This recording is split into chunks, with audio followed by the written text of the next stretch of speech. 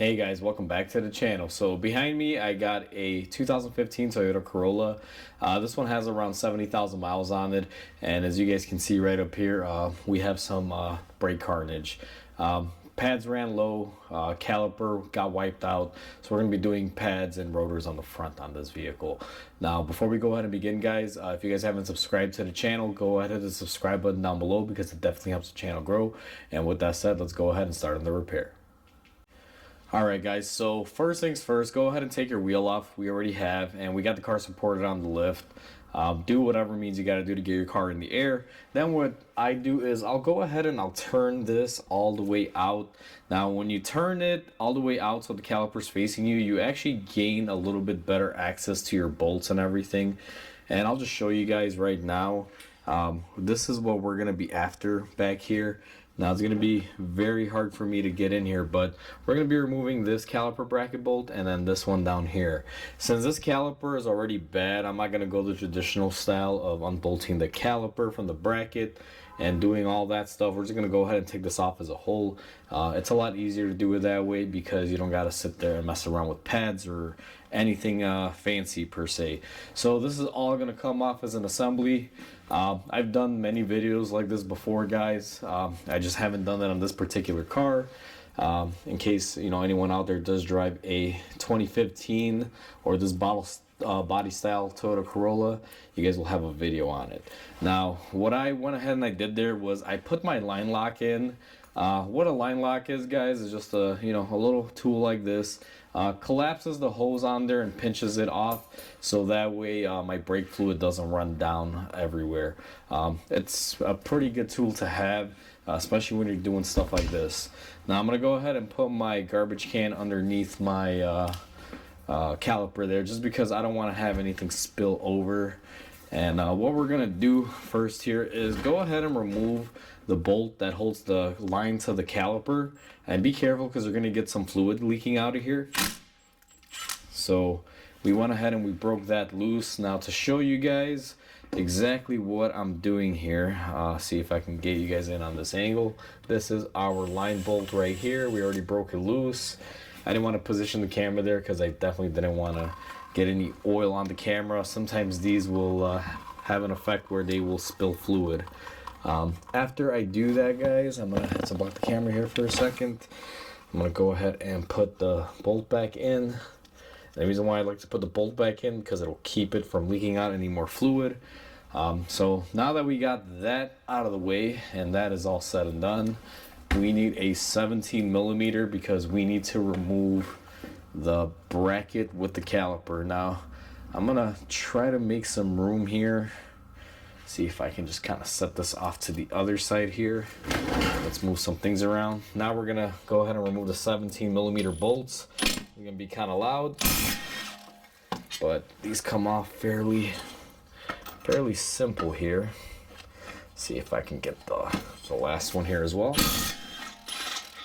All right, so now we went ahead and we got that, and I'm kind of stretching around here because right now if I let this go, the caliper will come off.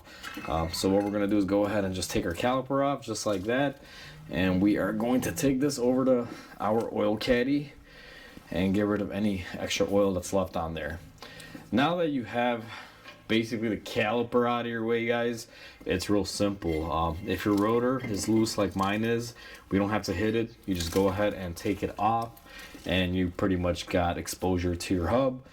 That's exactly where we need to be, and basically it's time to put this together. Now this comes off very easily, guys.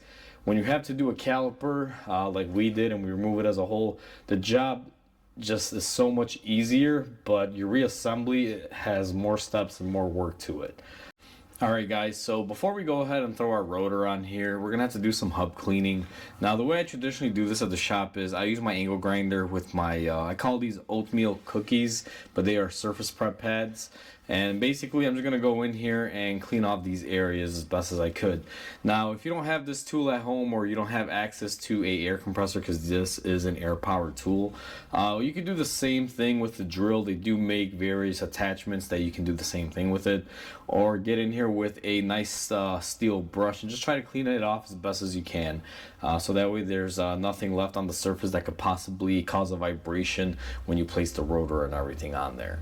I'm gonna go ahead and get that done off camera, just because it's super loud when I have this grinder tool attached, guys. So I'll be right back with the rotor installed. I went ahead and cleaned up my area, and I got my rotor installed on here, but as you guys will see, this rotor wants to fall.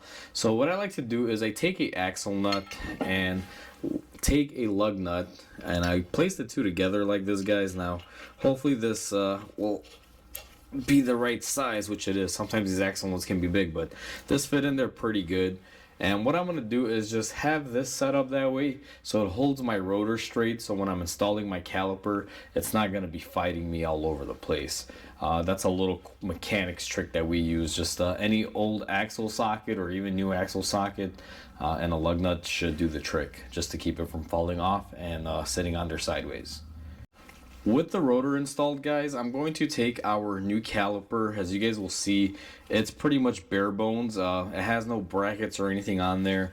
Now you can choose to prep this on the table, put your pads and everything on there. However, for the sake of the video, I'm going to show you guys the steps in between here with everything. So let me just grab my bolts here that we need. We're going to take our 217 millimeters, and because we held our rotor in place, this is going to be so much easier to install, because all we have to do is go ahead and line up the bolts and get them hand threaded in there. And once we get them hand threaded in there, we're going to go ahead and tighten them and get everything bolted up, and then we're going to be ready to go ahead and do the work on our caliper to prep it. Now that our caliper is bolted into place and everything, guys, we're going to go ahead and remove the lower bolt for the pin.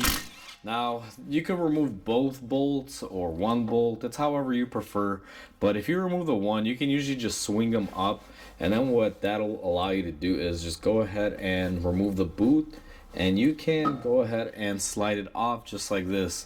Now our bracket is attached, and we can actually set this on our bench, do our prep work on the bracket by installing the clips and lubricating everything that we need to lubricate, and then we should be able to reinstall our caliper very easily. Now this is my preferred method, guys. I'm not saying that this is the end all of everything. You could do this a million different ways. I just find this to be easier, especially when I'm doing calipers.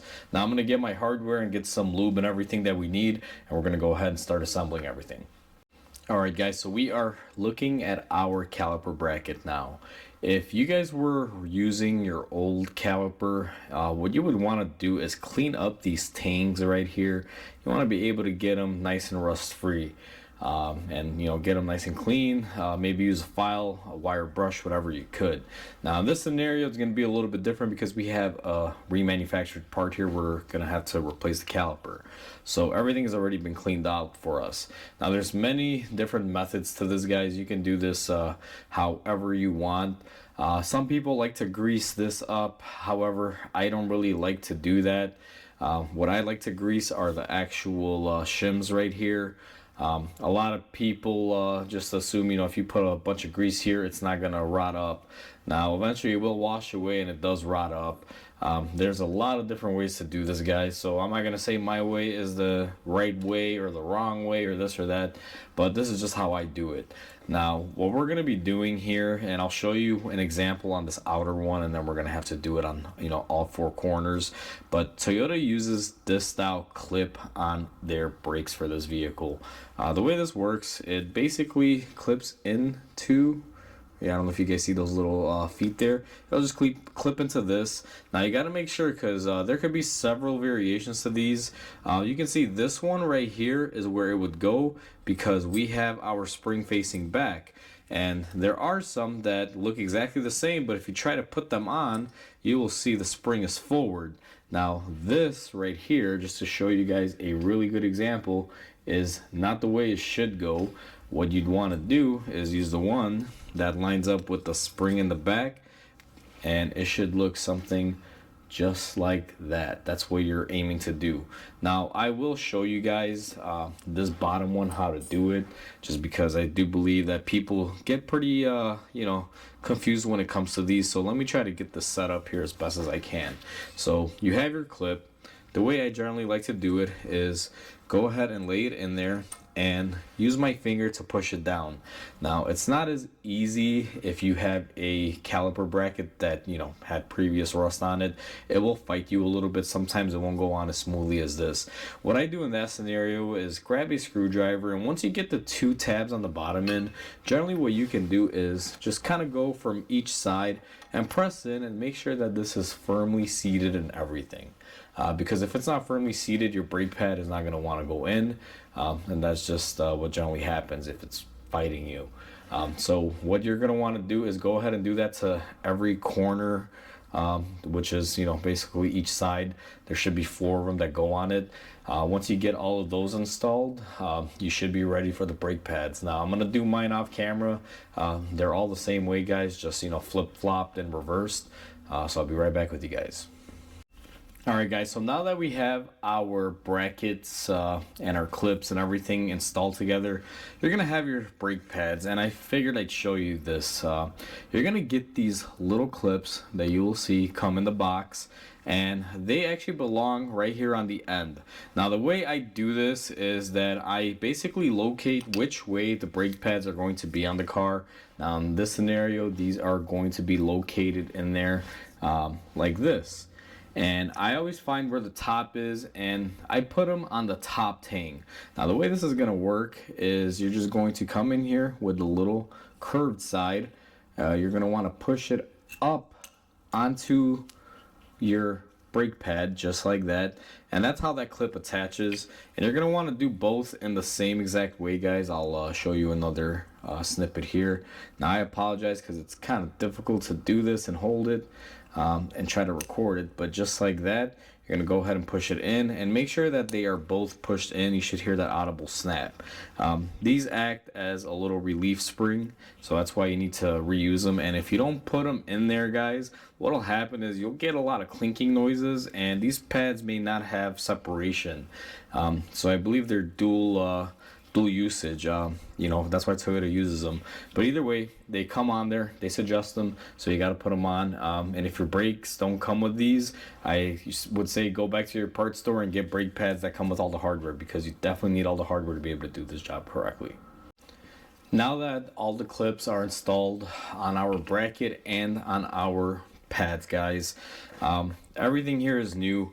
And what I like to do is I take a little bit of grease, and I'm going to grease up our points here. Now I'm not looking to put a lot on here, and you want to be careful that you don't hit your rotor either. You definitely don't want to get any grease on your friction material.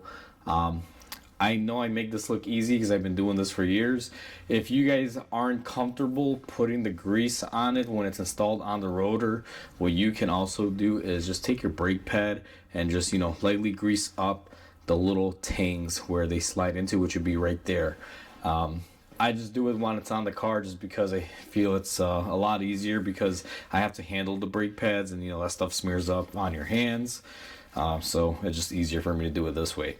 Now what I'm going to do is go ahead and take my inboard brake pad, and what we're going to do is go ahead and line it up and make sure that our spring goes in, and put in our first pad.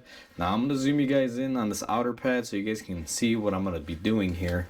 And let me see if I can push this out a little bit and make it a little easier. So you're going to take your brake pad, and what I always like to do is line up the bottom tab, and once that goes in, guys, you should just be able to push it in just like that. If this top portion spring doesn't like to line up, you can just kind of push it down with your finger or a screwdriver, whatever's easier for you. But in the end, you should have your brake pads fitting in there effortlessly, just like this. Now that our brake pads are installed, guys, the next thing that we're going to want to do is pull out our lower pin. Now this is a remanufactured caliper, and you will see there is basically no grease on there. It's very, very skimpy.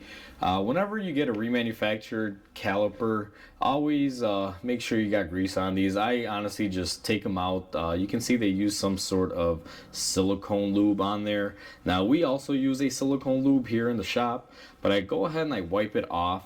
Ours is an extreme ceramic silicone. That's why it's actually painted purple.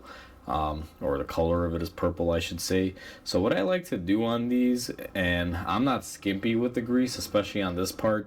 Now you're not looking to overload this, but make sure you brush on a nice healthy coat just like that. And then I'm going to come around here and we are going to go ahead and install our pin in there. Now you will notice this pin wants to fight and go out, so what we're gonna do is burp it. We're just gonna kind of push it in and use our fingernail to burp that boot a little bit, and that is going to basically get all the air out, so that way it's not pushing out, fighting on the actual pads here. Because if you leave any air in there and this is constantly pushing out, it'll be like having the caliper on this pad 24/7. Now the other thing that you're also going to have to do, guys, is don't forget we also have an upper pin. We are going to clean this off as well, and we are going to be greasing that up in the same way we just did with the bottom one. So let me go ahead and just get this lubed up here. And again, don't overdo it, but be generous with it. You definitely need some here.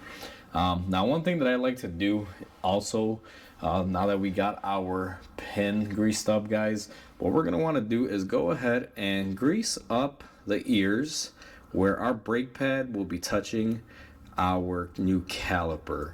And one thing I also like to do, and sorry for the angle here, guys, is I'm going to also take the same lube and we are going to lube up our caliper piston just like that. So make sure your ears are lubed up and your caliper piston. Now that we have everything greased up, guys, what I'm going to do is go ahead and take my caliper and we're going to slide the top pin in our bracket, and we're going to burp it out for any air just like we did on the bottom one. And what we should be able to do now is go ahead and just drop it just like that. It should be very, very easy. Next thing we're going to do is go ahead and take our 14mm bolt that we're basically going to have to lock down onto the pin there. Now one thing I always tell people as well, guys, doesn't matter if your caliper is new or not and these were tightened, what I always like to do, and I'll get you guys in here, because normally this is tight from the manufacturer and this is tight from the manufacturer. I had to unbolt it, but what I always like to do is come in here and actually tighten them up, because sometimes what you will find is that even though they're tight, they're not really tight. So just do your due diligence. Don't just bolt this up and assume that these were tightened good by whoever remanufactured it, because I found some that looked like they were tight but they were loose. And then the last thing you want to do is not check a bolt, especially on your brakes, and start driving down the road only to realize that something is going on. So always double check those. Like I said, they do come tightened in the box. Normally this caliper bracket, everything will be tightened up, but you know, you just want to double check for yourself. So now that everything is ready to go, guys, the next stage is going to be to reinstall our fluid line that we had hanging out in the back. Now, just to make sure, you guys will look at this and you'll say, okay, it's ready to install a copper washer on there with the bolt and everything and bolt it up. Well, you would actually be wrong, guys. Toyota uses these very sneaky gaskets, and I'll show you guys right now what I'm talking about. If you kind of come in here and pry on this, you will see that this is what Toyota uses for the gasket for the caliper, and they're silver, they're not copper. So sometimes you may not see it, because if you look at the face and look at this, they look identical. So I always tell people, be careful, make sure you look around the perimeter on the side, because they do have this little I guess you can say little holder that holds the two together. Now the old one is trash. We're just gonna go ahead and junk that out. And what we're going to do is take our rag and we are going to be cleaning off our fluid line here. Make sure there's no debris or dirt or anything on the front. And the way you're going to want to do this is take one copper washer, the new one, and then the new bolt. And what we're going to do is go ahead and place it on our line. Now be careful not to drop it. And then we're going to take our other copper washer that we have, and we are just going to be putting all of them together just like this. Now, one thing to pay attention on this car, guys, this fluid line right here has this little hook. I don't know how well the camera is going to pick it up. Let me see if I could turn on some extra lighting, but you'll see this little hook portion of it. You want to be mindful of that because that will only go in a certain way. It's basically a way to locate everything. Now I'm gonna have to let that just hang out there for a second so I could come in behind, because it's very hard for me to see because the camera's where I want to be. But we're gonna go ahead and hand thread it, and we're gonna make sure that we line up our little hook on our line with the little hole on our caliper as well, because they do correspond with each other. Once you have that hooked up good, what you're going to want to do, and this is very crucial, guys, take a ratchet. You don't need an impact gun or anything on here, and what you're going to want to do is go ahead and just snug up your line. Doesn't take too much, guys. If you go crazy and you just jam this on there, you will strip out the threads. And most new calipers, they have a little disclaimer. They say if you mess up the threads, we are not going to basically sell you a new one or give you a new one under warranty. Now, one thing that I do want to show you guys, and I'm going to have to lower my camera and get some things out of the way here, is when you go ahead and bolt it up, you notice that little hook goes into a little hole on the caliper, and that's the locator for it right there. That's one thing I want to stress highly. You don't want to have that hook up here or down here, because then your line's not going to probably fit on there correctly, because it has a special cutout for that. So once that's tight, we're going to go ahead and move on to the next step here. Alright guys, so everything is installed. The last thing that we have to do is bleed our brakes on this. Now if you use a line lock tool just like we did, make sure you disconnect your line lock tool before you bleed anything. I've actually left these on before, and I've tried bleeding the brakes only to figure out that I'm not getting fluid. And then it takes me a second to realize that I forgot my line lock on. That's why. Now in this video, I'm not going to cover how to bleed your brakes. I've covered that topic many times. There's several ways you could do it. You could have a buddy help you pumping it while you're opening up the valve here, or you can use a power bleeder. Here at the shop, I have a power bleeder that I use to get out all the air and all the fluid, because this car will be getting a brake flush now that we did the calipers and everything. So this is pretty much covering the brakes and everything. I have other videos on how to bleed them and power bleed them. However, it doesn't really help you out.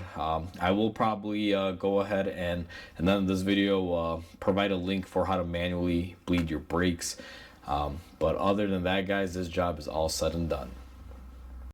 So that's how easy it is to do your pads, your rotors, and your caliper on a 2015 Toyota Corolla, guys. If you guys aren't replacing the caliper on this particular car, what you would have to do is just basically unbolt the caliper and the bracket. You don't have to undo the fluid line or anything like we did. We just did that to replace the caliper. So instead of just removing the bracket, you're going to have to unhook the other two 14mm pin bolts that you saw me tightened up in this video. To gain access to everything, you would slide your caliper off, and then you would go ahead and proceed with your bracket coming off and do every preliminary step in between there. So it's real easy, it's real simple. Anyone can do this at home. It gets a little bit more complicated when you have to do the caliper, because it does add, to bleed the brakes and everything else, and you're gonna need a friend if you don't have a power bleeder to do so. But overall, it's not too bad, guys. Hopefully this video can help you guys out if you guys are attempting to do this. Please comment, like, and subscribe, because it definitely helps the channel grow. And with that said, guys, I hope you guys have a wonderful day, and I'll catch you guys on the next video.